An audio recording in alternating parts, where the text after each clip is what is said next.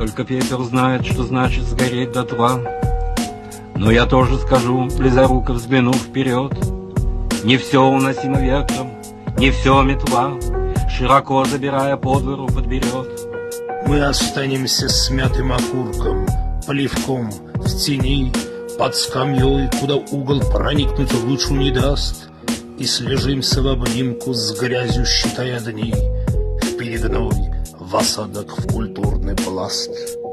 Заморавший совок археологу грозинит пасть, отрыгнуть, но его открытие прогремит на весь мир, как зарытая в землю страсть, как обратная версия пирамид.